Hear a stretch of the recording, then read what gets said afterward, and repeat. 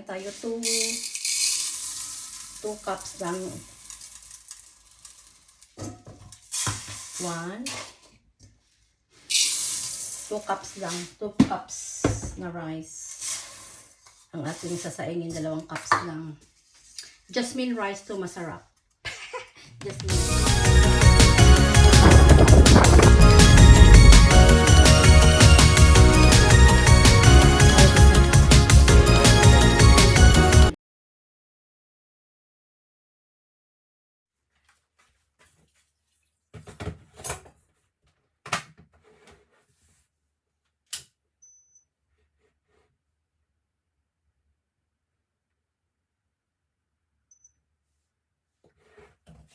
Yan, we're gonna cook a chicken curry style Filipino and Indian or English-ish kasi our ingredients are like some Filipino ingredients and some also like Indian. I put additional like Indian ingredients or English ingredients. Kaya ang ating chicken curry ay like half-half Pinoy and half-half Indian or English. So, ganyan. So, magagaya tayo ng ating carrots at saka ng ating potato and this one.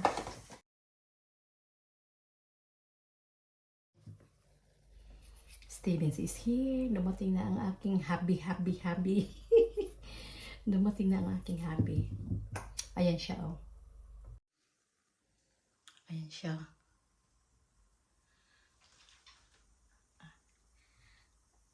Ayan na.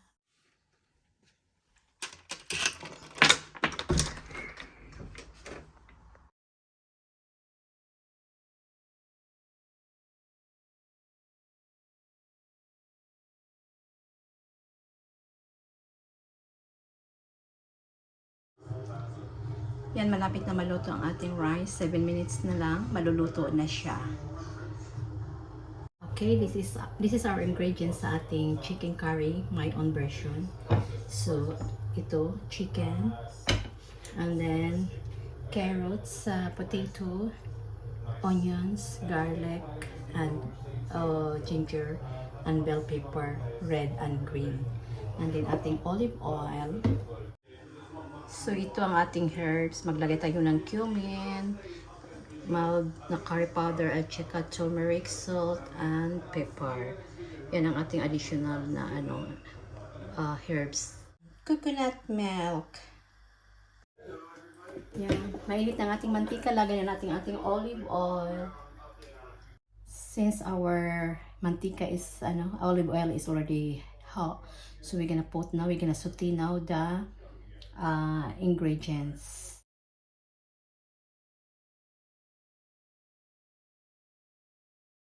Luto na ang ating rice. So, off na natin to. So, the rice is cooked na. Woo! Brown na ang ating palapot, ang ating mga spices. Lagyan na natin yung ating chicken.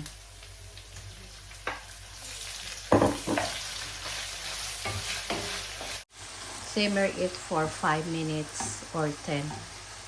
While we are waiting, kakain tayo ng ating orange.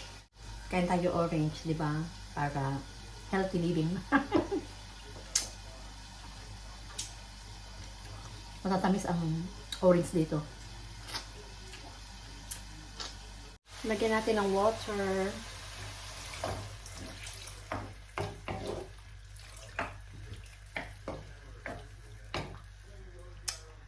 One cup of water. And then let it simmer.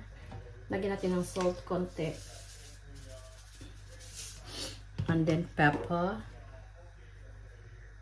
Pepper. And then the turmeric. And cumin. Little cumin. Ano lang siya, estimation lang. And curry powder.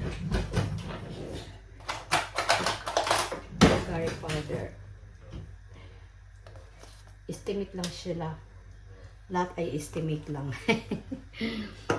And then itong cubes, chicken cubes. Ilagay natin. Pakuluan natin. Let it simmer for 5 minutes. Mamaya natin lagay natin coconut milk.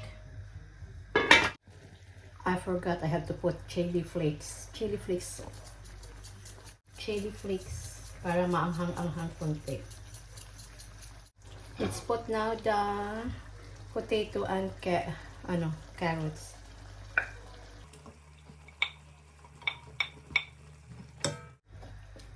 Simmer for a while and then you're gonna put the coconut milk.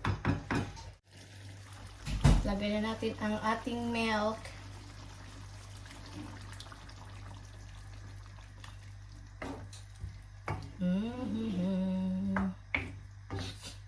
Wow, super sabaw.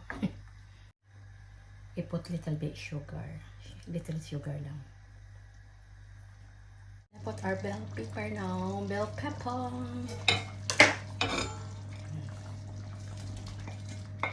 And then, ready to eat.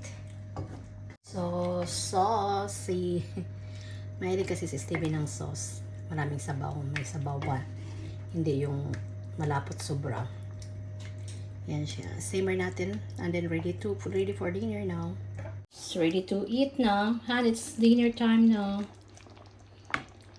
Steven has a naan. I think your naan bread is already okay.